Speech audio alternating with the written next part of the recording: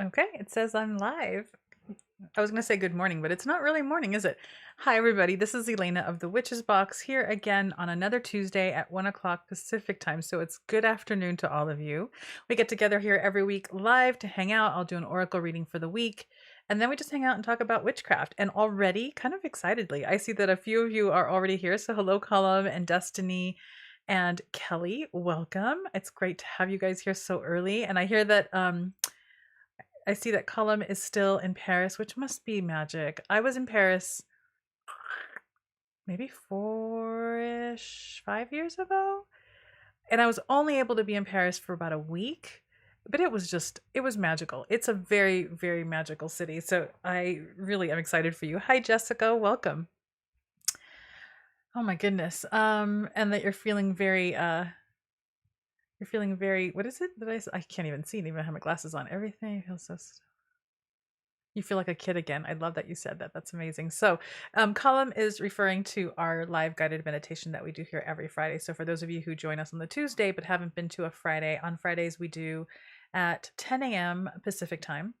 I lead us through a live guided meditation ritual each Friday. So, you can come and join us for that as well. It's always going to hopefully always going to be there. But they are also, we have a repository now of quite a few of those guided meditations here on YouTube so that you can always go back and do those as often as you want. So that's there for you. Hello, Christy and Season Weemoon. Welcome. Good Tuesday. Yes, good Tuesday to you too. I love your little fall leaf. We are one of my chores that I was supposed to do last weekend and I didn't, and I'm going to have to do this next weekend, is clean up the millions of leaves that are now all over the property, because all of our trees that we're turning, we have, I would say, maybe a third of our trees turn here. The rest are evergreen, but those third have completely lost all of their leaves. Like, it's official, they're gone, it's done. And we have like easily a good foot deep of leaves in certain areas of our property that we need to kind of clean up a little bit before the snow hits. But it's nice to see a little reminder of what they were looking like, because it was really beautiful this year, the changing of leaves. And we don't get such a dramatic color change the way you would in the East, but it's still beautiful. Hi, Emerence. Hi, Artemis. Yes, my hair is growing really fast. You stopped coloring yours almost a year ago and has been, well, let's just say interesting. It's a process. Let me tell you, it's a process. This is what it looks like now. This has been, where are we at right now? So August. So I'm 3 3/4 months in. So this is the growth of almost 4 months. It'll be 4 months in December 8th that I stopped dyeing, or the last time I dyed my hair. And so yeah, it's a thing. It's a thing, let me tell you. And for the most part, I'm totally like, I'm in it. Like, oh darn it, Alexis, I didn't bring any of the books. I'm so awful. I'm so sorry. I completely spaced it. Anyway, yeah, it's I don't even know what I was saying, but this is the hair, this is the process. And for the most part, I'm totally into it. But every once in a while, the things that I used to do with my hair, I can't fully do now without it looking a little weird. So like, all of my hair pulled back in a ponytail looks a little strange still to me, because it's all white and then there's a line. It's a little strange. But we know it's a process. It's a total process. Elspeth, welcome from Dundee, Scotland. Wonderful, wonderful. Okay. I am so sorry, Alexis. I don't even remember. I know, I don't even remember what I was going to tell you. What books we were talking. Oh, I do know. I remember. We were talking about Lilith, and we were talking about, somebody asked about the Chaos book, but I think that somebody actually answered that question within our video. So there's that. I am super remiss. This last, all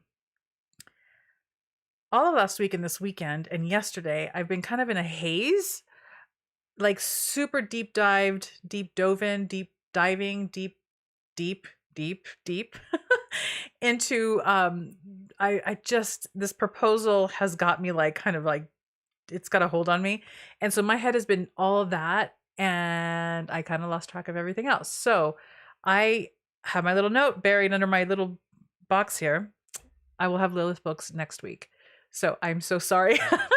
I'm so sorry. Welcome, Bryn, first timer. Welcome. It's good to have you join us. So I don't know if you've heard, but usually most of the time. I'll do an oracle reading for the week, and then we go in and do just whatever chat comes up around witchcraft. We'll hang out for a while and talk about that. And that's it. So I am still reading from, is it this one? Yes. This deck. It's beautiful. It's by Lorraine Anderson and Juliet Diaz, and it's illustrated by Giada Rose. It's a gorgeous deck. It is, I think, their second installment to their Season of the Witch series. Apparently, they're doing a Beltane one as well, which I'm very excited about, which is not out yet. But when it's out, you know I'm going to get it. And I've shuffled, and I've got decks here, and I just need to turn one over. Oh, I like this card. This is our card for today. It's Gathering. The artwork is just so beautiful. And it's perfect for this season, right? And it's the number 17, and this is what the blurb says underneath. It says, "Gather, gather, festive witches, speak of joy and drink to wishes. Take one, give two, celebrate all blisses." Beautiful. This is one of the ones that I like the actual writing to. So gathering. This is an interesting time of the year. I've talked about this a lot. I always talk about this. This is an interesting time of the year because particularly for those of us, especially for those of us in the Northern Hemisphere, I think most of the people who are joining us today are in the Northern Hemisphere. I know that there are a handful of you who are not, and that's okay. But in particular, for those of us who are in the Northern Hemisphere, we are now in that, I talked about this, I think it was last week, where we are between Samhain and winter solstice. And there's this liminal space. We're still in the retreat. We're still in the dark time of the sun. And it correlates to the dark moon as well in terms of the energetic of the retreat, of the slowing down, of trying to get still, right? It's a recycle time. It's an incubation time where we just kind of let go of all that doesn't serve so that we can come in and replenish and renourish from a long year or a long harvest season, right? If we're still following, most of us still follow the metaphor of the harvest seasons and the harvest cycles, right? So in Western culture in particular, I think most of us are in some way or form deeply rooted in Western culture. This also becomes a time of a ton of activity, a lot of shopping for the holidays, a lot of travel. People are beginning to travel again. So traveling back and forth to be with family becomes a thing. And so it becomes really challenging to stay in stillness and do that kind of retreat when we're out. Everything is buy, package, parties, holiday parties, work part, all of that. And it's a hard balance because at the one end, there is something that the earth is calling from us. It's calling us to retreat. It's calling us to come in, right? And to nourish and to rest and to go into the dream time. It's a very specific energetic. But at the same time, because it's darker, because it's colder, because we are metaphorically at the end of the harvest season where we have gathered our bounty, it makes soul sense to gather with our people. And I think when I see a card like this, to me, I am a raging introvert and I love retreat. I love the dark season. I love getting silent. I love isolating. Right now, my husband is gone for a month in Hawaii to visit his mom and have a break because he hasn't had a break in 2 years and he's just ready. And I was like, oh, hell no, I don't want to go with you. I want to be here. I want to be here where it's cold. I want to be here where I've got the bed to myself. I need to retreat. Like I am that person. At the same time, there is a different type of need for gathering with my people in a very specific way, right? It's not the, hey, let's go to that new restaurant or that bar or that whatever, where there's like a bunch of people and go down the city walk with all the crowds. I mean, forget about the pandemic. It's the urge, right? There's a time and place where you want to do that more. This isn't the time that I want to do that. But what I do want to do is to retreat in quiet and in stillness, but be with my people.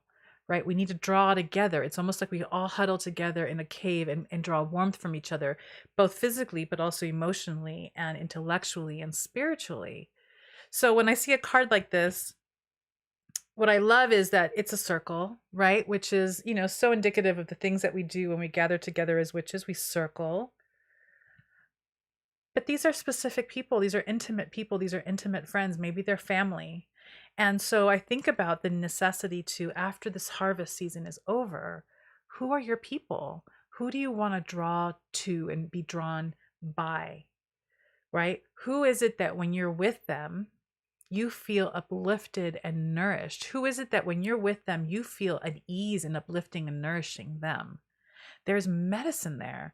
There is recalibration there. And there is a deep, deep, bone deep, soul deep nourishment to be around those people that we love, that love us, and that are there because of the closeness, because of that animal need for bond and touch and laughter and communion. It's different than the let's go out and have a party with a bunch of random people. There's a time and there's a place for that, and that can be super exhilarating.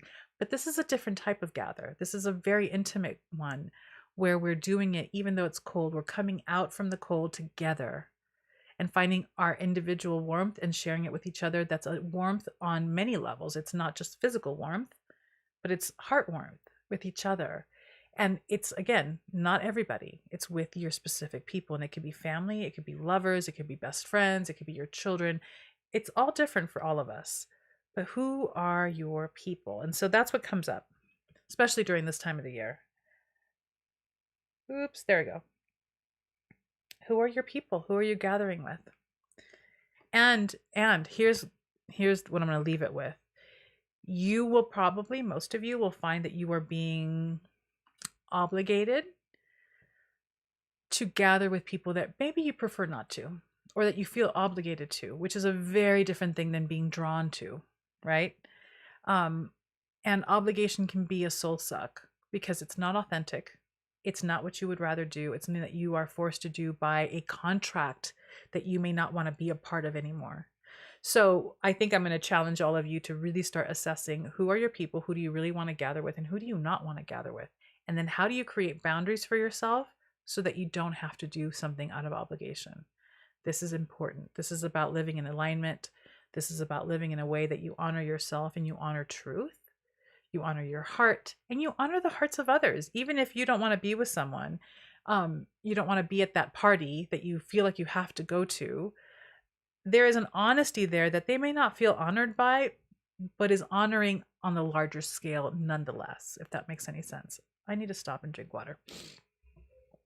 Super dehydrated today. So that, I think, is my oracle for the week. Discernment on who you're choosing to be with, who are your people, and how do you not be with those people that you truly don't want to be with, because that honors you and everybody else as well. Okay, that is the reading for today. Let me look. KO, welcome you. Yes, you finally get to watch live. Wonderful. Christy says, did you see the new deck that is... I haven't actually seen the new deck that's in pre-order. I know that they're coming out with a new one, but I haven't actually seen it on Amazon, so I'll go check it out. Mimsy says, Mimsy, or aka Emerence, says, the chaos. I'm just in anticipation of the calming that I know is waiting for me. Yes. Excuse me. Callum says, I'm about a minute behind, but gathering sounds perfect. It's a sign we should all do that reading get together. I know. I'm not in a place. I had this whole process this morning on this. I'm like, okay, I'm not ready to plan that yet because I'm so deep in it. But it would be really lovely for like a spring gathering, but it's not official yet. Mimsy says, Hubster's work schedule has recently, as of last week, completely shifted into an instantly different order, that our routines have been turned upside down, our bathroom flooded on the 4th, and still not finished. Took a week for them to figure out multiple issues for water leaking and then waiting for it to dry out, and now replace the vanity and drywall. Oh, that's just such a mess.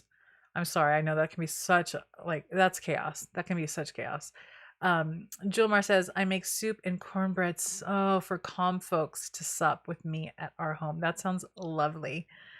Mimsy says, I get how you feel, Elena. Introverts. Yeah, it's all about being an introvert. Rebecca says, my husband and I both left our families. They all were toxic, so it's just me and him and our kiddos. It gets a little sad this time of year, but we are so much happier. Thank you for sharing that, because that is the reality for a lot of people. We have to walk away from people, and it's painful. Listen, as much as I love being alone, because I love being alone and I do alone very well. I'm the kind of person that I rarely feel lonely, but if I do feel lonely, it's only ever been with other people. And thankfully, I'm going to knock on wood, I haven't had this in a very long time. It was for me an indicator that I was with the wrong people a couple of decades ago, because I haven't had that experience since my late-ish 20s. So I love being alone, but I also am very deeply, keenly aware of how we are pack animals. We really, really are. And there is something like, and I've said this before, that I can't even actually put it into words and I articulate it fully, because it's such a primal need to be with our pack, whatever that pack looks like. And sometimes it's you, your partner, and your kids. Sometimes it's just you and your kids. Sometimes it's just you and your partner with no kids, right? Or you and your pets. We form how we form, but there is, I think, a higher propensity at this time of year, especially, to really understand and feel the loss of the bigger family, of the bigger group, when we've had to walk away from people who are toxic for us. So my heart goes out to you, because I get it. I know that feeling very well, and it can be challenging. But the beauty is that you have yours, right? You have your little pack, and that's a beautiful thing. Ko says, this resonates so much with me. I have family drama that makes me not want to see them on the holidays. Any suggestions on setting boundaries? Ko, that can be tricky. So I'm going to give you my messy journey. In the beginning, when I started to practice those boundaries, I was in my mid 20s, late 20s. I had a job. I mean, this is not something that I suggest for you, because it doesn't make sense unless you have this kind of circumstance. I had a job where I could pick up shifts. I was working at a psychiatric hospital, and as a hospital does, it runs 24/7. So I would always sign up, and I would lie. At work, I would say, hey man, put me down for all the holidays. I will work that holiday, and we would get paid at that time. I don't think they do this anymore, because this was many years ago when there was way more money in hospitals. They'd pay you like double time to take a shift on the holiday. And so I would just come home and say, oh, to my family, I can't make it. I have to work. And I'm new, so I can't I can't take it off. I'd lie. That was my way at the time of setting a boundary, because I didn't have the skills to set it in honesty, right? As time passed, I got better at that. I had therapy as a support, because I needed to practice boundaries a lot. This is in my mid to late 20s. As I got older, it just got easier for me to say, I have other plans. And then I would get a whole lot of backlash. What are you saying? We're family. You're supposed to spend it with us. How do you have plans with other people? Nobody else matters. You're supposed to be here. You got to break them. You have to come. You're coming. And I just, even though there's a lot of tension and a lot of discomfort, and they're demanding reasons, and they're demanding all sorts of stuff, I would just repeat myself. I'm sorry, I have plans. I'm sorry, I already have plans. I'm sorry, I already have plans. Like, it's not easy. And you're going to get backlash. People are going to get really angry at you. I come from a Cuban family, so talking behind your back and talking smack was a big deal. All kinds of smack was said about me. And it was just, I'm sorry, I have other plans. I'm sorry, I have other plans. I'll call you. Like, I can do that. And over time, it became a thing for me where I had to decide ahead of time, like, what am I comfortable with and what am I not comfortable with? I'm not comfortable with spending an entire evening there. I'm not comfortable with actually making plans to be there. I'd rather be with people that I really want to be with. And so I'd make plans with other people. But I am comfortable with calling. I am comfortable with calling on Christmas morning and saying, hey, Merry Christmas, wonderful, blah, blah, blah. I am comfortable with showing up after the fact, like the day after the big dinner. My family would celebrate Christmas Eve, like that was the big thing. So I was comfortable with showing up Christmas morning to just kind of hang out for an hour or two, give gifts, and then go. Do you know what I'm saying? So you have to get clear about what it is you're comfortable with and what you're not. Knowing that you are going to go through some huge discomfort when you set the boundary, because no one's going to like it and you're going to get a lot of backlash. And depending on the family dynamic, it could be big, or it could be that seething under the table silent thing, but it's there. It could be many things. The broken record technique really helps, because it's hard to think about what to say when they're demanding justification and when they're demanding that you change your plans. I'm sorry, I have other plans. I'm sorry, I have other plans. And you just repeat yourself over and over again. I am thankful that after many years of practice, I don't have this issue anymore.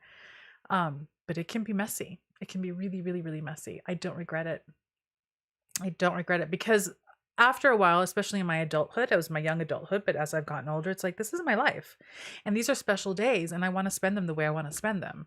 Why would I spend 4, 5, 6, sometimes 7 hours of just gritting through it and trying to grin and bear it? I'm like, why would you do that? It's not honest and it's not healthy. So my heart goes out to you. I send you strength because the practice can be long term and it can be challenging. But once you're past the discomfort, which might take years, it may take one try. You never know. It's the most liberating thing ever. You get to do what you want to do with yourself. It's a great thing. Skylar, it's okay that you're late. You can watch the card here. I'll show you what the card is, and then we'll keep talking about it. But this card is so on point. Okay, so you saw the card. Okay, I should read your statement before I jump the gun. Emerin says, Rebecca, same thing for us, and our kids are big, so it's Hubster and me and the pup doggy. Artemis says, I don't do obligations at the expense of my sense of well-being. Good for you. Yeah, my hope is that we all get there for sure. And everyone gets along just fine without me. It bothered me more than it even bothered them. Excuse me. No, I don't know what's going on. KO says, thank you for sharing, Rebecca. Christy says, Elena, do you think you would be open to touching on numerology on a month of the book box subscription? I joined the box this month. I could do that for sure. I haven't actually come across any. I haven't looked for them. So let me start with that truth. I haven't looked for books on numerology and I haven't come across any on numerology, but I will look for sure because that's definitely a topic that people are interested in. It's interesting. It's not, for whatever reason, and I'm such I have a deep love of numbers, not in the mathematical sense, although thankfully my relationship with math has improved over the years. It's been work, you know what I'm saying? But I have very specific numbers that I love, and I can't even explain to you why, but they are beautiful to me. Like there's an energetic vibration to specific numbers that just resonate with me, and yet I have never really been all that into numerology, which is kind of a strange thing, right? I'm not quite sure what that's about. I don't know if maybe it's just that I feel complete with my relationship with particular numbers. But that's probably too why I'm not on the hunt or lookout for those books, but I can certainly do that because I know that more and more people than just me are interested in reading on that topic. So for sure. Jessica says, Rebecca, same here. My father passed last fall, so my obligation to my family is gone. It's a relief to just be with my husband and son and dogs. Sometimes it's nice to just nest in with a small family. Oh, I skipped everybody. What did I do? And Rebecca says, absolutely, I have no regrets either. Emran says, my opinion, stop saying I'm sorry, I have plans. Yeah, and the I'm sorry, you're right, don't say the sorry. Just say that you have plans. The I'm sorry gets used the wrong way far too much. It's not honest. It's not honestly an I'm sorry. That's true. You're right. Yeah, practice no sorry. Just say I have plans. Thank you for saying that. Rebecca says, yes, it was hard at first, especially when they would knock on the door and I had to say no. Oh, that's a big one. And that's brave that you were able to do that. Good for you. Hey, Layla, welcome. Rebecca also says, you are also welcome. It's hard to talk about this kind of stuff. Yeah. KO says, thank you for sharing. My family is Mexican and they use the we're family reason constantly. Yeah, Latin families are hard, dude. I'm sure that all families are hard, but I feel like there's an extra level of everything with Latin families. Emran says it's not a nationality exclusivity. Every family has that relative who's a major gossip and smack trash. Yeah, but it's interesting. Let me see if I'm gonna try to word this in a way that protects the innocent and not so innocent. My family was a pretty vocal, boisterous. I mean, we're Cuban, you know what I mean? I was that family where my friends, my American, I was born in the United States, but really in my home, we would refer to them as my American friends because they were American or they were not Cuban. And inevitably, my friends would come over for visit, like this is an elementary school or junior high, and they would be so like freaked out, like, why is everyone so angry at each other? And it's like, no one's angry. They're just like screaming at each other because this is how we communicate. So everything was pretty overt in my family. There were a couple of things that were super under the rug, but for the most part, anger was on the surface, disappointment was on the surface, and then and if you didn't respond to that anger or disappointment in the way that you were supposed to, then it was like the hyper aggressive passive aggressiveness where you it's like you couldn't escape it. You were always cornered by the passive aggressiveness. You know what I'm saying? So it was all super in your face, where I have had friends who were more waspy.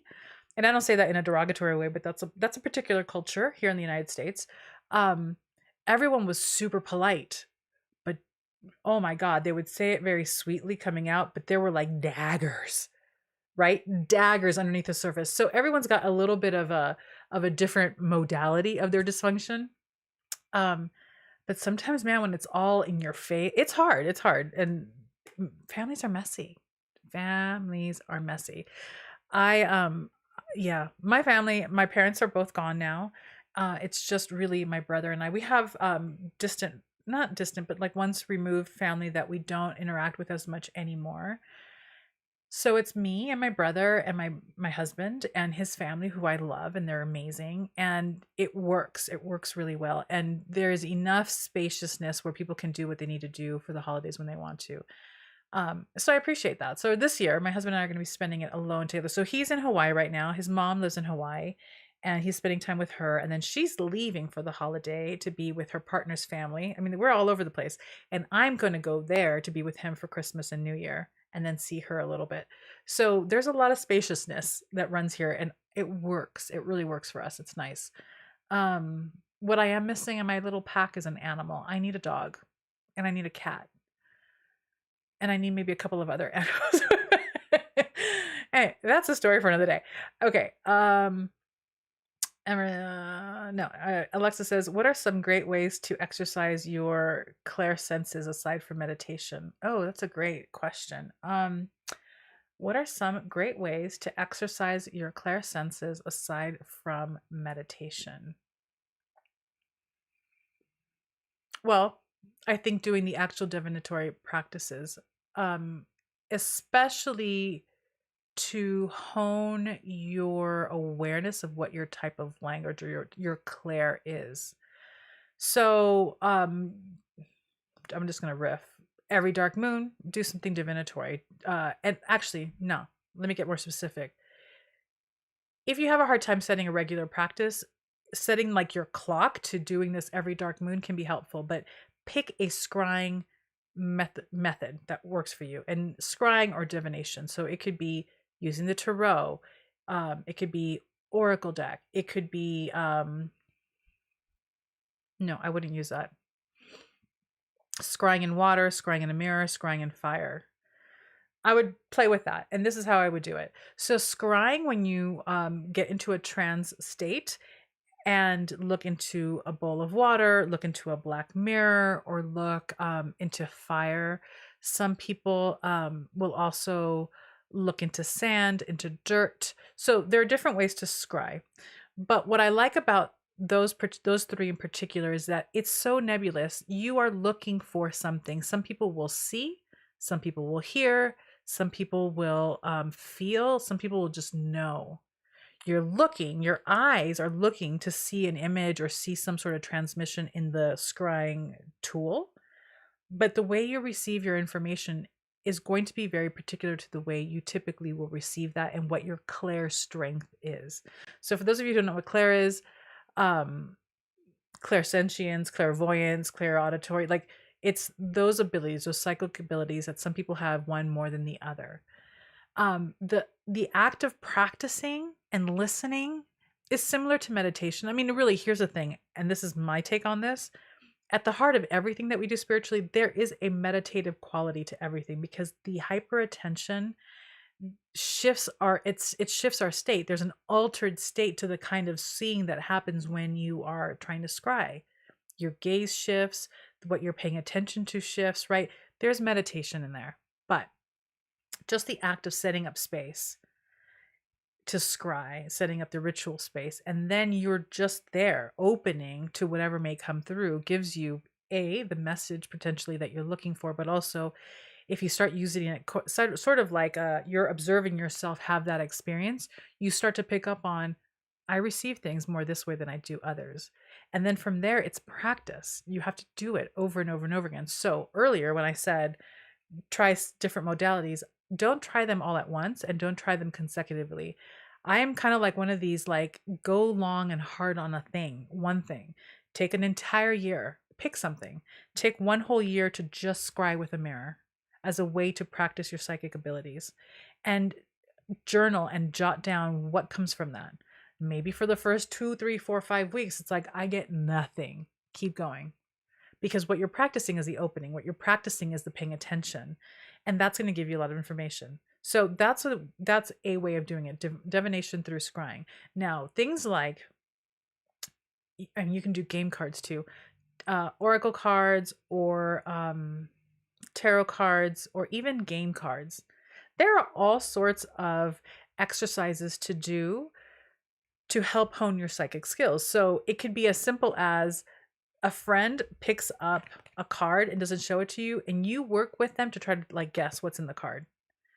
That sounds kind of like very non-magical, but it makes you tune in.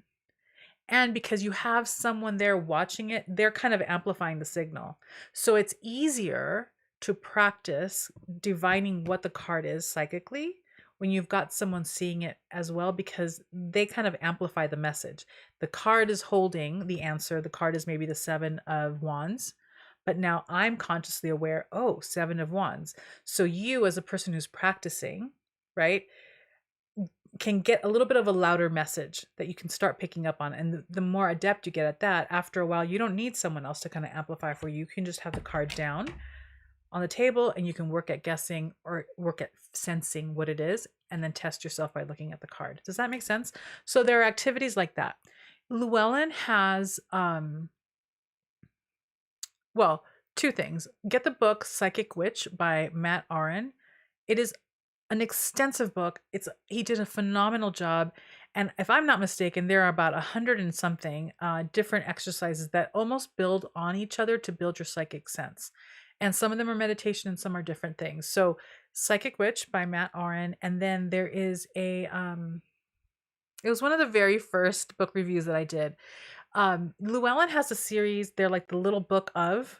They're cute. They're smaller than usual, pastel color with gold framing. And I think it was like the little book of psychic skills by a woman. And I'm so sorry, I don't remember what her name was, but that book was also really, really good because it had a series of exercises that were similar to they were ritual exercises, there were invocation exercises, there were meditative exercises, but there were also exercises like the practicing divining what someone is holding in different ways in order to kind of tweak and refine those skills.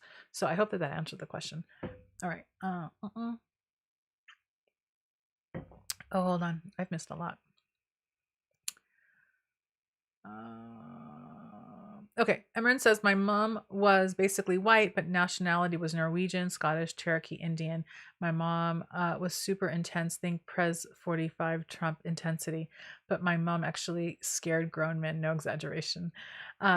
Project Refine Life Hello says, I see I rolled in here just in time. My family wasn't polite at all, but we moved 400 miles away to find some space from it all. Good for you.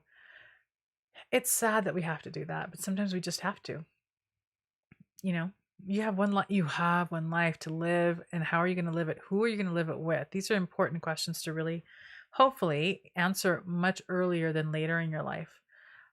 Miss Melissa, welcome, says, this conversation reminds me of the conversation we had around Lilith, around individuation, especially when you pulled the apple card. Yeah, I cannot believe I didn't have the Lilith books today, but yes, all of this is important, and all of it weaves together. It's all part of the same thing. Cullum says, my sister is sometimes a bit like a troglodyte. I haven't heard someone say that word in a while. Just bashes you with a club of honesty. I don't like you much right now. I love that. I mean, there's a fine line with that, right? But I have often said the words like, you are not my favorite person today. I can't be around you. I gotta go. Column says, my sister. Okay, I said that already. Okay, Emerald's clair senses open up investigating in chakras. Column says, oh, the fuck off. So I curse. The fuck off was quite common. Destiny says, can I see the card? Yes, you can see the card. It's this one. It's gatherings. It's beautiful. Ay, ay, ay. Okay. Kellum says, I found feeling the vibes of places and people helps, as does imagining being like Randall in Monsters Inc., just shimmering into the background and going unnoticed until you want to be. Yes, that's beautiful. That is also a really great point, Column. To Alexa's question, you can also practice things like that where you walk into a room and you just have a moment of stillness where you check in. What does it feel like in here? Has something gone on here that I don't like, that I do like? Is it an airy feeling? Is it a fiery feeling? Is it a peaceful, welcoming, nourishing, toxic feeling?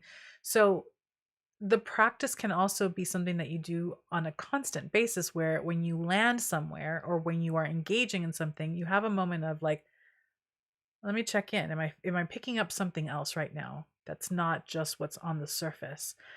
Because again, it's the practice of paying attention that allows this that's already there in you to come to the surface and strengthen.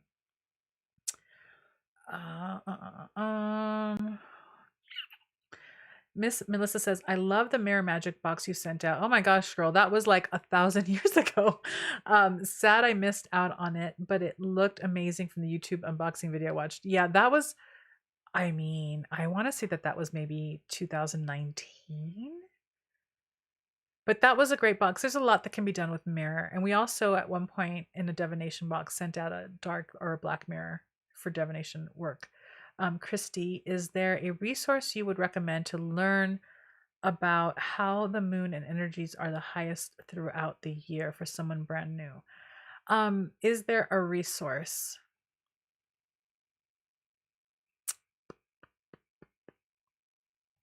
I have a lot of books on the moon. And none of them really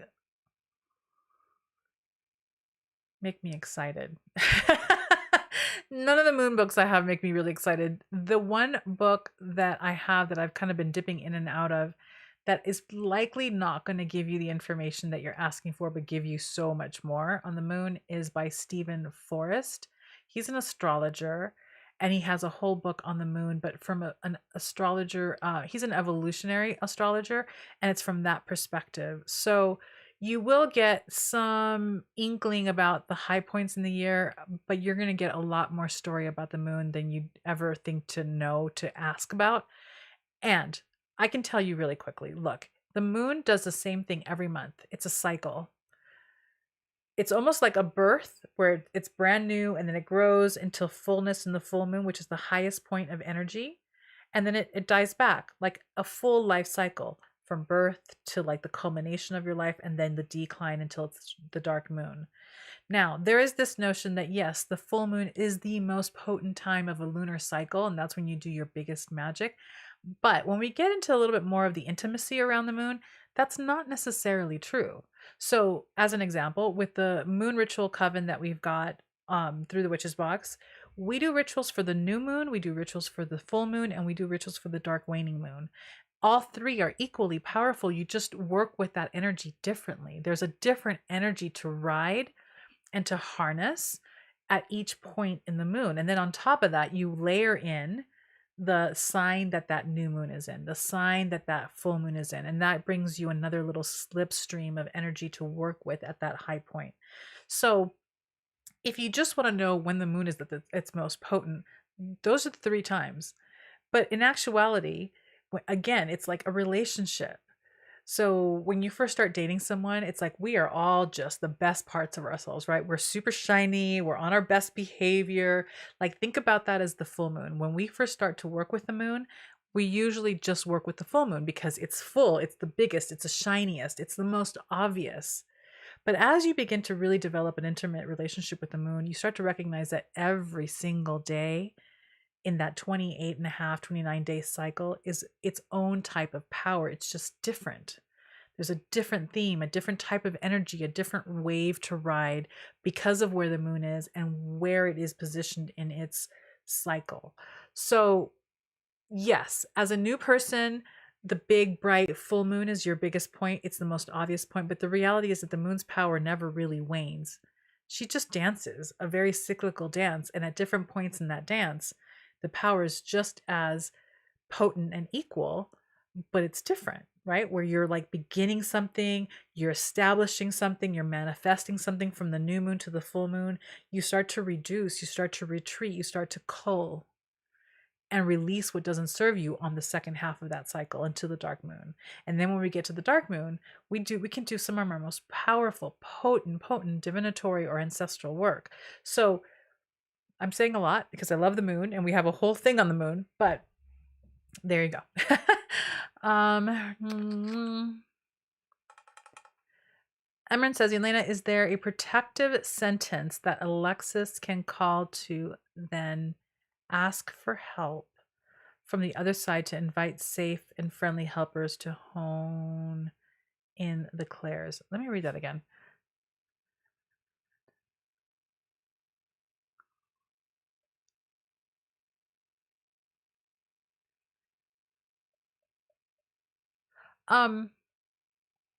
No, I can't come up right now with a protective sentence. Nothing is coming through, but if you want to ask for help, you can certainly ask your ancestors. You can certainly ask a guide if you have a guide. We have a meditation here in on YouTube, guided meditation on connecting with a guide, as we also have a guided meditation on connecting with one of your ancestors that are well. So you can do that. That is also an option where you ask someone from beyond to kind of mentor you through. So there's that. And as I say before, and I think Alexis, you've been here when I've said this, where if you're going to reach out to someone from beyond or an entity, a spiritual entity, you set boundaries there. Like, I'm willing to work with you on this, this, and this. I'm not willing to do this. And I'm not inviting anything other than someone who is willing to work with me for my highest good and highest power. Artemis says, what is the significance of a certain card showing up repeatedly in tarot readings? By the way, Amazon is currently offering certain books for buy 3, only pay for 2. Oh, don't tell me that. That's a dangerous thing to tell me. Whew, I'm trying really hard. The significance, listen, if a card keeps showing up for you, that's the message that you need to get and that you're not getting.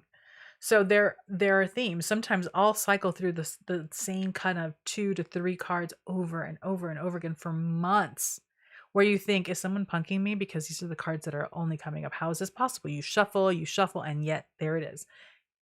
That's the biggest, strongest message that's trying to come through for you right now, and you need to listen. My advice to you is don't even shuffle anymore. Take that card, whatever that card is, and put it on your altar and put it there and dedicate a good month or 2 to really understand what it is, what it means, and have a dialogue with it. Because if it keeps coming up, it's basically saying, hello, I'm still here. Hello. This either it hasn't happened yet, or you're ignoring it, or you're not getting it. So surrender, pull it out, don't shuffle anymore, and put it somewhere prominent where you can actually work with it. There's a meme joke out there. I'm sure you've all seen it. It's happened in various ways where someone is at a tarot reader. So you've got the little table and the 2 people, and the person who's inquiring is like, well, what do I need to know? And the card comes up and she's like, yeah, you need to shuffle that shit again, because that's not the answer I wanted, right? That happens a lot. Excuse me.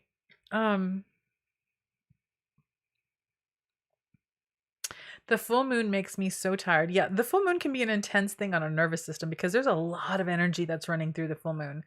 And it can amplify the static energy. Also, there is such a thing as the full moon hangover. So there's that. Oh, thank you, Emerance.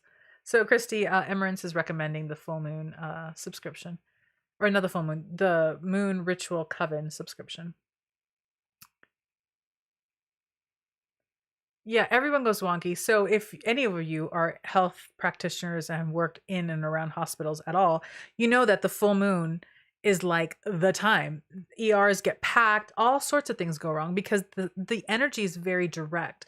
The moon is a beautiful she's always dancing with veils. There is a lot of obscuration and mystery with her. People feel like she's weak and grows to strength and grows weak again because of the light and how we can't see her in the sky at certain times of the month. But the reality is that she's always there. She's not dying and she hasn't hidden. She's there, but she's obscured from us, right? That obscuration and how that waxes and wanes throughout the month, there's a mystery and a magical lesson there for all of us in various ways. And so the thing is that when we have the full moon, that moon is reflecting the most intense amount of sunlight as possible in that part of the month. And we just kind of go cuckoo for Cocoa Puffs. We feel it, our nervous systems feel it. And so oftentimes it can take a lot to ground yourself and feel centered during a full moon. And if you do a particularly powerful full moon ritual, I don't even know what day it was. We had a full moon a couple weeks ago or a week and a half ago, and it was a full moon. It was a blood moon. It was an eclipse. There was a lot going on. There was a lot going on.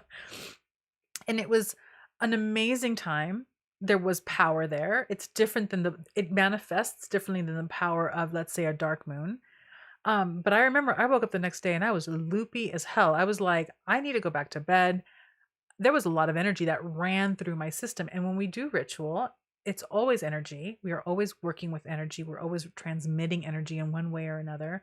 Our nervous system registers that. So we don't talk about this a lot, but if you're going to have a big ritual of any sort, give some time the next day for a little bit more gentility. Like, be gentle with yourself, maybe an extra tea, maybe some extra supplements, maybe extra downtime, because our system needs to recalibrate.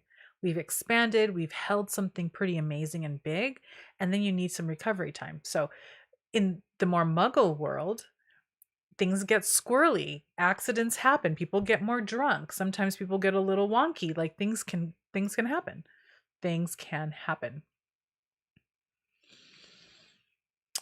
Oh, hold on, let's see. Did I read that?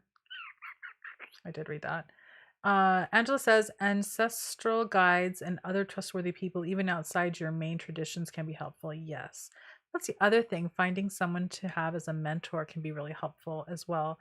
Artemis says 2 of Cups and the Hierophant. Those 2 are coming up for you. Oh, that's interesting.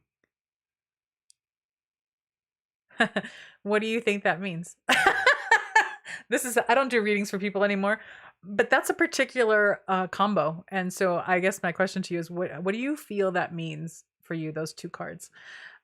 Project Refine Life says, yep, when the same card comes up for me over and over again, I'm like, okay, I got it. What do I need to do? Yeah, you just have to surrender because it's not going to stop. It is not going to stop.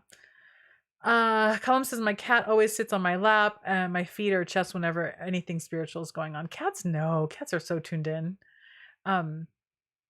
Angela says, I got the Chariot, Wheel of Fortune, Tower, Moon, or Sun earlier in life, but now I understand. Artemis says, ER nurse practitioner 3 days before and 3 days after. It's cuckoo. Not usually exactly on the date, but the strange ones come in one after the next. Yeah. I worked in a psychiatric hospital, so you can only imagine. I mean, it was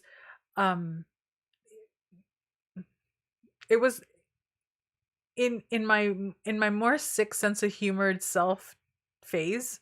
I still can kind of have a little bit of a sick sense of humor, but it was like, oh, we're here to party. This is a party. Like, bring it on, because it was just the things that would come through the door. And it wasn't even so much that people were suffering, because in a psychiatric hospital, you have the gamut. You have people who are deeply depressed and who are dealing with deep, horrible traumas. And so there's a lot that goes on there. There's a lot of wounding. But what would come in through the door, particularly on a full moon, wasn't so much those as much as it's just like the nervous system just crackled and misfired, right? Like, things are just misfiring in people. And it was an interesting vibe. It was very different than the other usual, not that I want to say the word usual, but the other typical crises that we would have come through the hospital. It was just a very particular energetic static that just kind of kept misfiring in people, and they would just have to come in and like mellow it out. Yeah. So we all have that, I think, on some level. Cats are awesome, column. Gail, especially when they're in tune with you. I know. I'm so ready for pets. You have no idea. Mm, mm, mm, mm, mm. Sorry, I'm sorry, excuse me. Hmm. Again, this is more personal stuff because my husband's not home. We uh we have a spacious relationship, right? So he travels sometimes without me and I travel sometimes without him and we do okay. Um, but I think I said this a couple weeks ago where I'm sleeping in the middle of the bed and it's amazing and he's sleeping in the middle of his bed and he's loving it. Um, but my day-to-day routines get off kilter because it's like when you're with someone in a home or when you have children, I'm sure it's the same, there's a routine and all of you kind of contribute to the day-to-day rhythm of that routine. He's gone, so I'm a little uncalibrated, and so rather than going to bed, which is when I really want to sleep, I get tired by 9 o'clock. I am so done. I can't. Like, the older I get, the more it's like earlier and earlier. I'm sure that by the time I'm 70, I'll be going to bed at 7. I don't know. In any case, I'm really tired at 9:30, but I just don't go to bed. I'm still reading or I'm still doing something. And it was like 1, 2, the other night it was 3 o'clock in the morning. I'm like, girl, you need to get it together. I just kind of been wobbled out of my routine. Um, so all that to say is that I'm yawning. I'm not my full self today. But I'm getting back on track. So he's been gone for 7 days and um, like I'm slowly getting back to my typical routine. Callum says exactly. It happened with two of mine, Munchkin and your names are so cute. Munchkin and Nala or Nayla both show up all the time whenever I'm being witchy, even though Munchkin doesn't care about anything or being with me the rest of the time. They just feel it. There's a magnetism there. There's a magnetism, and cats are pretty mystical. I mean, how many of us have had cats where they know they're seeing all the unseen in the room. They're watching and you don't even know what's going on. You think that you're alone, but you're not. And they're tracking, right? The movement and the beings in the room. Cats are mm, cats are like from beyond. And dogs are amazing and special, but it's different. It's a different thing. It's a very different thing. Um Cats are walking crystals. I love that. That's a great way of saying that. Jessica says, I'm a retired OB nurse, and during the full moon, yes, labor and delivery will get insanely busy. Yeah, because of the you consider the moon and what it does to the tidal pull of the ocean, right? The full moon, it's a high tide. It's pulling on our fluids in our body. What are we, like 70% or 60% water? Babies are in water, right? So yes, absolutely. Full moons are a big birthing time. They're also a big conception time. Um, Jessica says, since our bodies are mostly water, yeah, I just said, I'm convinced the moon affects our tides absolutely within our bodies and can affect amniotic fluid and start labor.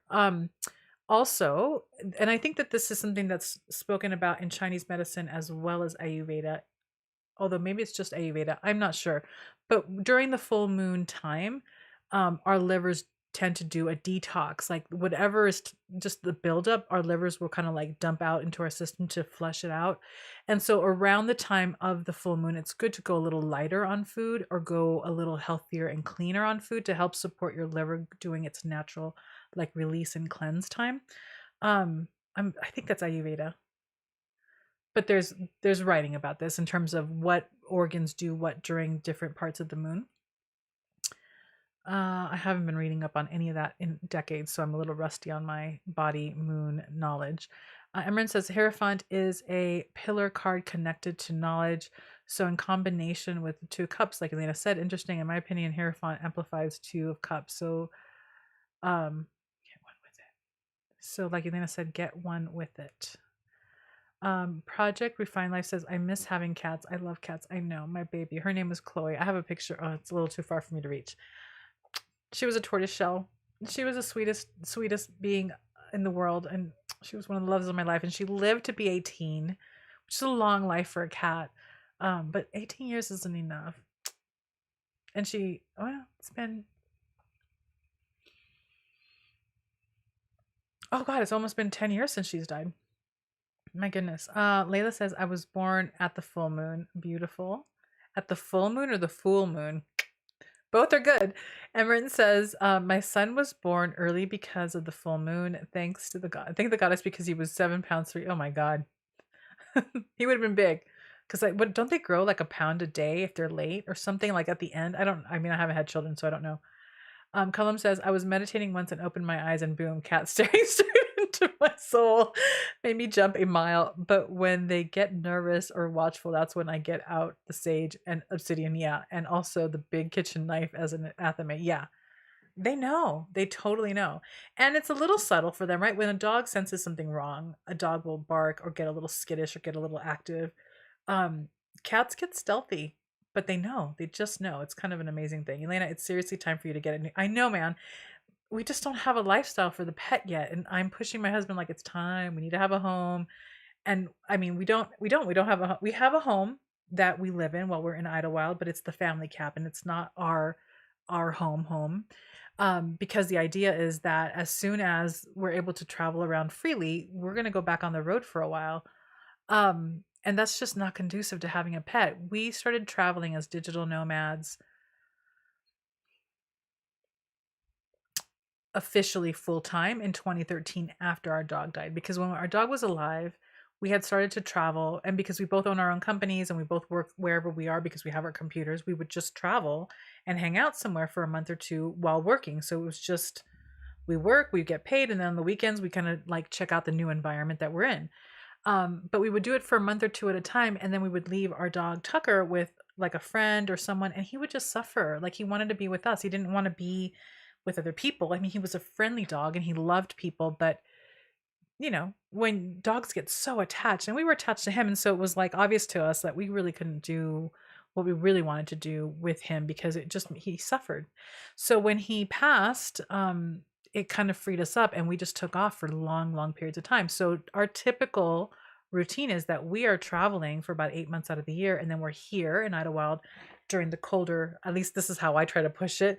We're here during the colder months of the year because I love it here when it's cold. But because of COVID, we've been here now. It'll be 2 years in March that we've been here and not left. So because of that, I'm aching for the pets even more, because now it's like we haven't been traveling and I really want to have, we need to get a home, and we just need to have 1,000 animals, and I'm ready to be that girl where I have like literally a menagerie of animals. That is all I want. So it's time. I got to make it happen. We'll see what happens. Hey Lourdes, welcome. Layla, your English is fine, girl. We gotcha.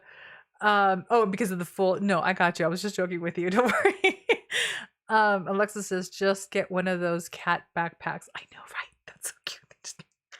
There is an Instagram account that I follow on my personal account.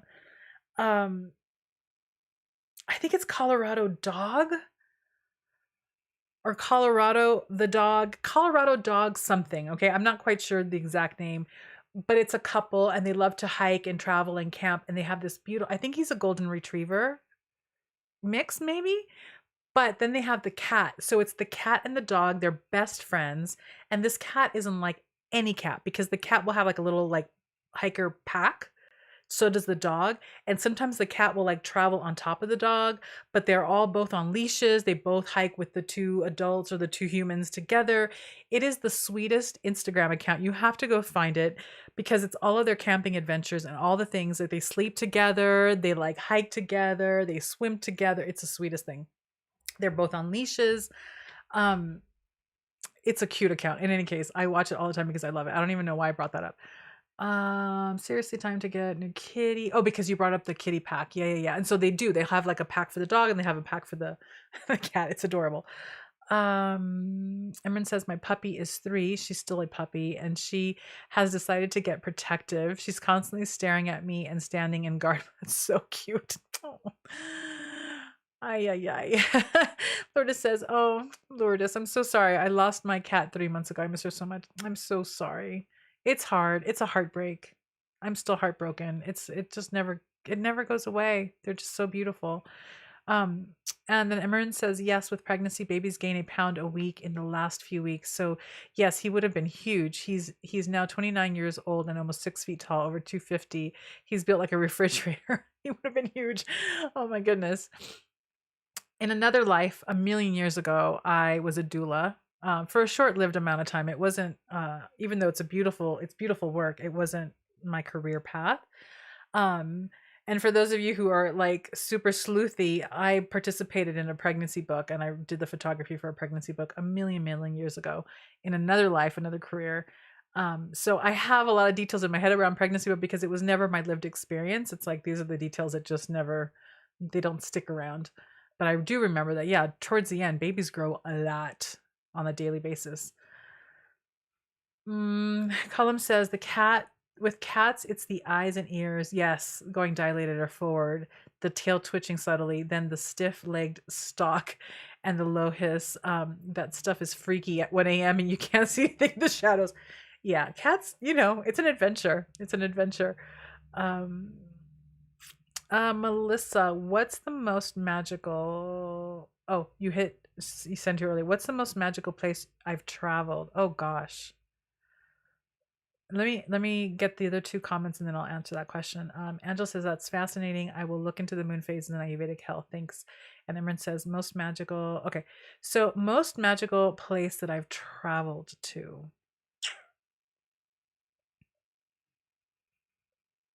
Like, are you saying magical, like witchy? I've been a very fortunate person in my life, and we've traveled a lot. And so there have been a couple of places that felt magical to me for different reasons. Um, the first place that comes to mind is Glastonbury in England. And I know I'm not pronouncing it correct, so I'm sorry. Glastonbury, I think, or Glastonbury. Is it Glastonbury? I'm not pronouncing it well. I've been there twice. The Chalice Wells, a Glastonbury tour.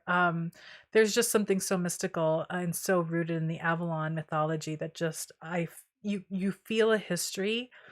Um, and for me, there's a call, and I've said this before, and it's not something that I fully investigated, but I do have a deep draw to the Avalonian story, legend, mythology. And when you're there, you can't help but feel that it's there. Not necessarily because of maybe it happened there, but because of the people who still hold that story so dear. So there was a magic there. There was like an ancient, traditional, like old time pull for me there. Um, then the other place that I've been to that was very magical for me, that I don't even know if I can share it without crying because it was one of the most beautiful moments I've ever experienced. I spent 2 months in India. India is a lot. I never stop saying that about India. India is a lot. I was in India for 2 months, and it was the first country outside of like North America that I had. So I had been to Canada and I had been to Mexico before. But I feel like, and people sometimes get a little pissy with me when I say this, but for me, Canada and Mexico are all kind of part of the United States. Like all three of these countries are kind of a variation of each other in one way or another. Even though people feel like Mexico is very different because I grew up in Southern California, to me, it's like I went to Mexico in October and I'm like, I literally felt like I was still in the United States. So yeah, it's a different language, but it's a language that I speak. So anyway, all that to say, India was the first non-Western country that I had gone to, and I went for 2 months. It's a lot. And because I went through a huge portion of India in that 2 month period, India is incredibly varied in its different cultures and different regions. The food is like unbelievably amazing. Um, so there was a lot of magic in India in various different ways. Anything that had to do with the Ganges River for me was really powerful and life changing in a very spiritual, magical way, in different ways that I wasn't expecting. When I went to India, I was really naive, and I'm like, oh, I'm going to the motherland, and I'm gonna like have all these like spiritual experiences. India kicked my ass in the most humbling way. It wasn't that like elevated spiritual thing. It was like down and dirty. We're gonna shake up the foundation of your existence and get all that Western nonsense out of your head. All that to say is that towards the end of my travels in India, I went to Dharmashala and McLeodganj, which is almost at the foot of the Himalayas in the northern part, and it is where the Tibetans are in exile.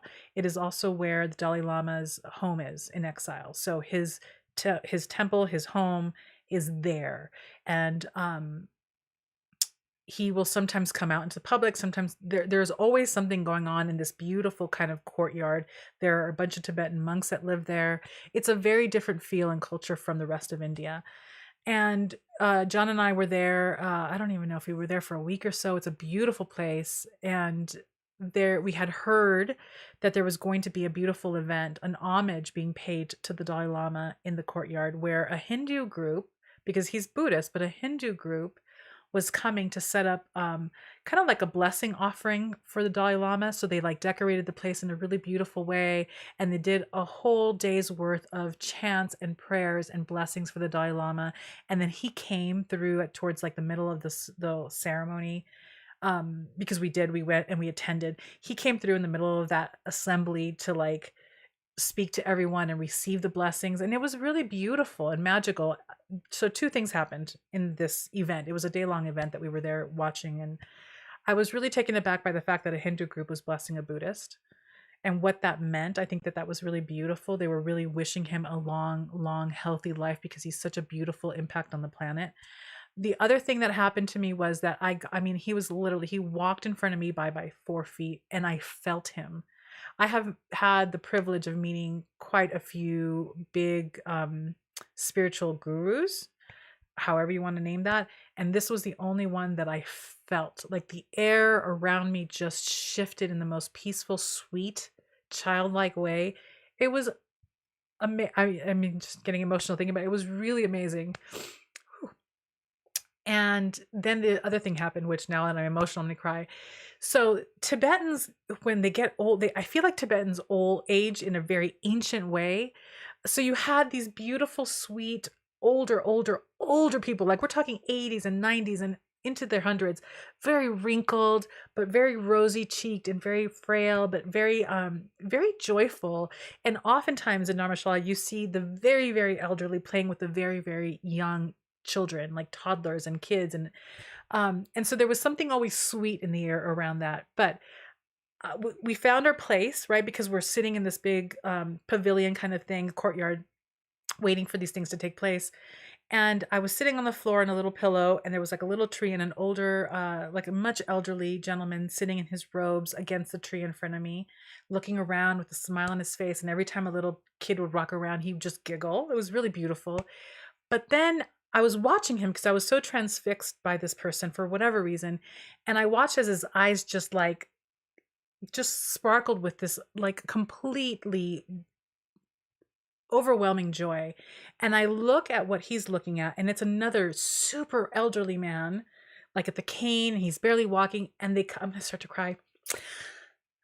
Anyway, he came up to the person walking, the older man walking over to the person who was sitting at the tree with the same amount of joy, like they hadn't seen each other in so long. And the one who came to the one who was sitting came out and reached over to touch the side of the other man's face, to just hold it and gaze with each other with this beautiful love and joy, just as a greeting. It was the most touching, most pure, affectionate exchange I have ever witnessed in my life. I'm still obviously tearful about this. I went in 2007, so this was a long time ago. So I'm saying so many things right now. So when you asked me about magical, that was magical because it stayed with me. It stayed with me as one of the most purest exchanges of joy and love and connection between two human beings. It completely touched me to this day. It was beautiful. So India, and what was the first thing? Glastonbury, and magical. I think that right now those are the two that come to mind. The other thing that comes to mind that has nothing to do with magic, but I love, because we've traveled so much that everyone always asks us, what's your favorite place, right? And I'm like, I can't answer that, my favorite place. I couldn't answer that for many years, even though we have been to really amazing places that I've loved. It's not magical in the spiritual sense, but after all these years of traveling and after going back to this particular city quite a few times, the last time I was there, the last 2 times I was there, I'm like, this is my favorite city on the planet that I've ever experienced in my life, because there are many cities that I obviously have not experienced, but Rome, old Rome, not Rome is huge, but old Rome in the center, there is something about Rome, and I'm like, I either have lived here before or I need to live here now. I don't know, but there's something about Rome that I love, and feels alive in a really poetic way for me, and that's kind of my own magic as well. There's also the food and the coffee that you really can't beat, but yeah, like that. Okay, I'm gonna stop talking about this now because I can probably talk about this forever. Okay, hold on a second. Let me see what's going on here. What's the most magical? Excuse me. Um, love the Avalon series. Yes. Alexis is dying to go there. We moved to the UK early this year. Yeah, I mean you're there, so you can totally go. It's a fun town. It's also very new agey. So you've got there's a very cool shop called, I think, the Seven Sisters in Glastonbury. They've got the best candles and really great incense blends. Oh my gosh. And you can probably get them shipped to you if you're in the UK. Great store, great food, beautiful. The chalice wells are they're beautiful, beautiful, beautiful. The White Spring. Is it the White Spring? You've got the red and you've got the white. The white is the cavern. Inside you can actually rent it or reserve it for private rituals in the evening. I mean, it's amazing. Amazing. You can do so much there. Excuse me. I dragged back the things you do. Whoever has been subscribed to the box for many years knows this, that the last time I went to England, I dragged back with me gallons. I don't know how the hell I got away with this. I honestly don't know how I got away with this. I dragged back gallons of that water with me, the red well water and the white well water. And I added them and I put them in little vials for people in one of our boxes, like from, I don't know, a couple years ago. But I lugged water. It was like I had to have water. Okay. Yeah, Glastonbury looks amazing. I would absolutely love to visit those places. Killam says, mind you, I've made my bedroom the most powerful place in the house, so that's my safe place, and super magical now. Beautiful. Tingly. I hear a lot of tingly going on here. Alexa says, I know you don't really do favorites because let's be honest, who can really pick just one anything? I know that's the thing. But do you have a favorite deity entity to work with? Oh, girl, that's a hard one. That's not a hard one. It is a hard one. Um, so I've talked about this before. I have been on a particular learning path in Sri Vidya Tantra for almost 7 years now, as a student. And in that lineage and the practices that we have been going through as a Sangha or as a spiritual community with our teacher, we work with particular deities for a certain committed period of time, and then we move on to another one, and then we move on to another one, and then we move on to another one. There is kind of this expectation, even though it's not a hard expectation, but this sense that eventually in that time, most of us will have come to find our Ishta Devata, which is basically your patron deity, the one. And for many, many, many, many years, I was like in this, like, oh God, I hope I don't get tagged by any deity because I want all of them. I want to like work with all of them because I'm kind of greedy that way. And the work that we do with each of these deities is pretty deep and profound. And I just love diving into them. And so for a long time I was like, yeah, I can't be committed to anyone because I'm a Libra. I gotta flow. You know what I'm saying? Well, many of my Sangha mates have found their Ishtadevata by now, and I haven't. But for the last couple of years, there is one. And for whatever reason, I'm still feeling like, oh, the reticence. And so I don't even want to name her. Because there actually may be two, and then I start working with a new deity for like an extended period of time, and like, oh, like I'm kind of not fickle, but I just fall in love. But I've spoken about Kali pretty extensively here. I have a deep, deep, deep love for Kali. Even beyond verbal, like there's just a deep emotional connection there. Lakshmi, I have a deep love for the lessons I learned from Lakshmi, and the way she revealed herself to me was kind of so liberating because she's not on the surface definition of what we've made her to be in public talk. There is also a deity called Varahi.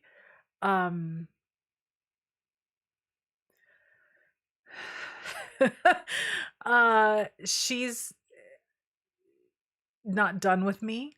So I don't know if she's my favorite because there is some trepidation about, girl, I don't know if I can handle any more of this work kind of feeling. So anyway, I don't know if that answers the question. So there's no favorite, but those are the ones that I tend to like really gravitate towards. I have been pretty Hindu deity driven or pulled for a very, very long time. Um, for whatever reason, even though I have deep love and respect for her, I've never been called by Hecate, or the Morrigan or any of the more popular ones that are more Celtic and Greek and Roman. So anyway, there's that. Mm,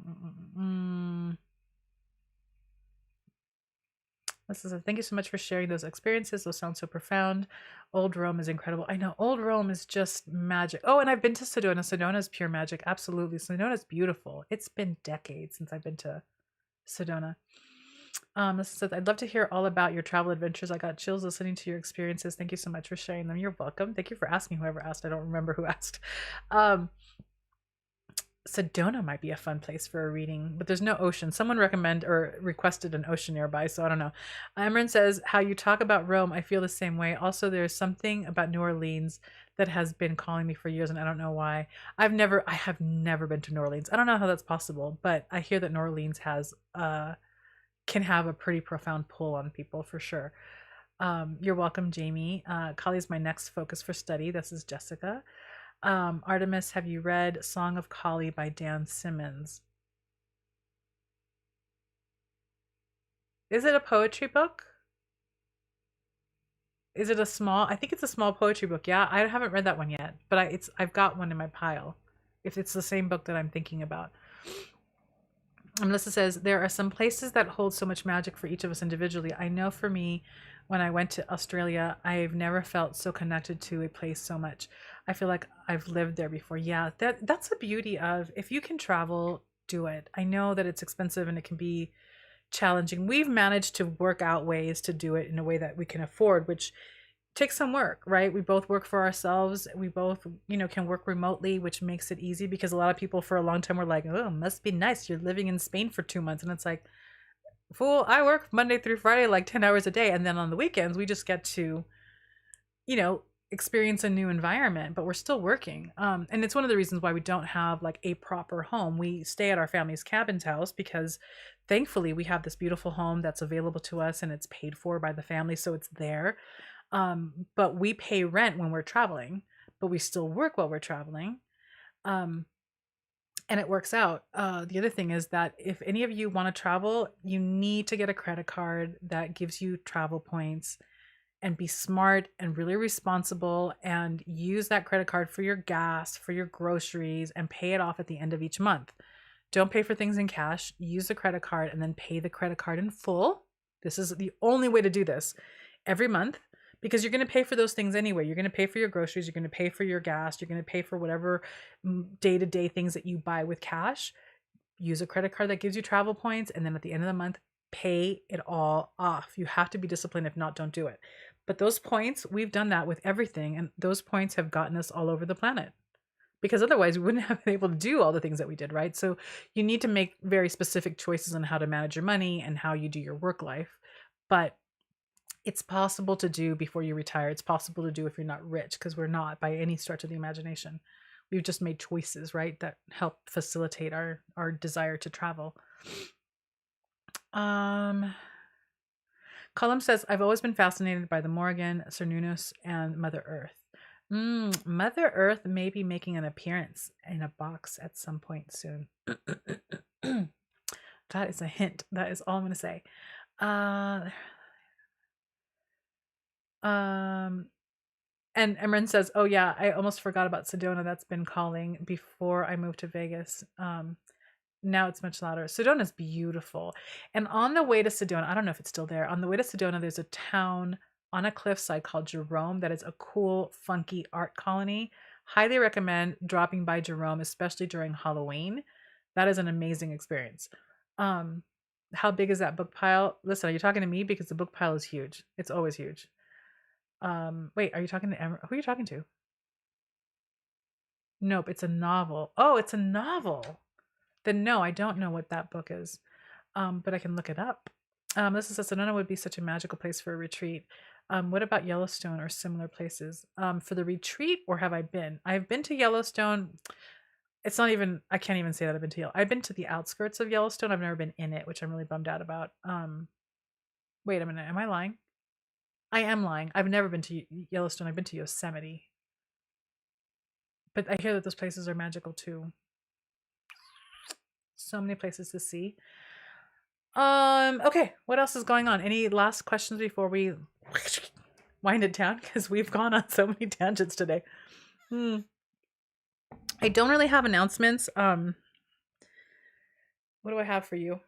Announcements, books. Oh, because this is Thanksgiving week here in the United States.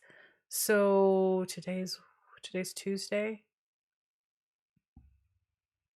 We very likely won't get those books out until Monday or Tuesday of next week. So books are going to go out a little late this month because of the holidays. So by Tuesday of next week, those books should be mailed out for the book subscription.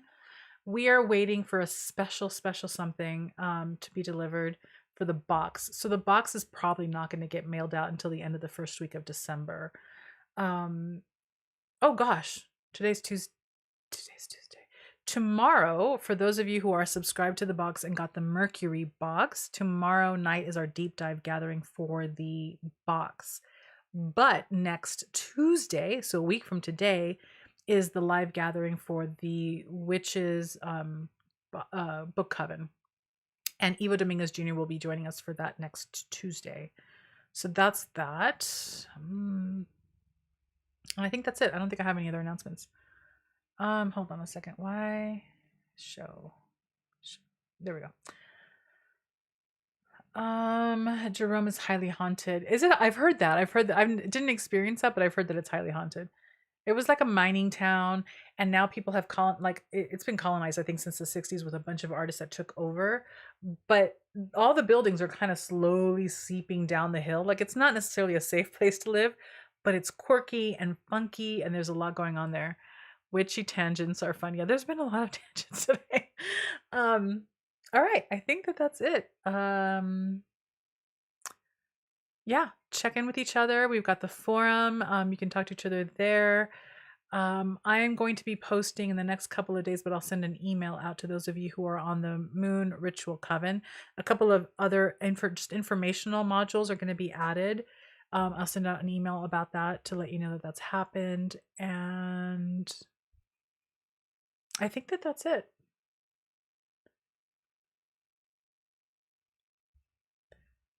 Wonderful. I am so glad that you guys come and join and enjoy this.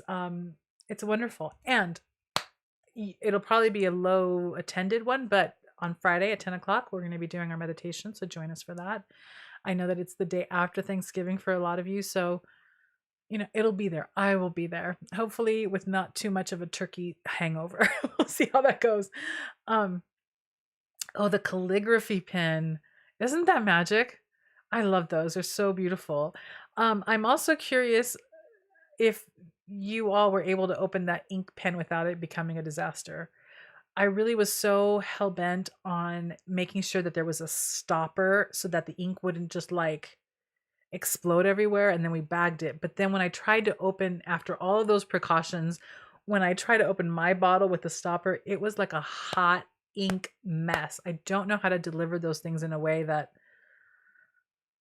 yeah, you know how it goes. So if you were able to figure out how to open that without making a mess, kudos to you, because let me tell you, I was like, I had black under my nails. It was a thing.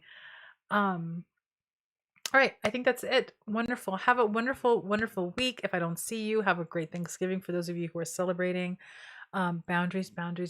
You can do whatever the hell you want. If you want to spend it alone, spend it alone. If you want to spend it with your friends and not your family, spend it with your friends and not your family.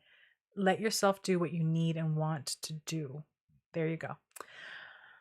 All right, my lovelies. I think that's it. Take care, and we will talk again in a couple of days when we do our guided meditation. Okay? Bye.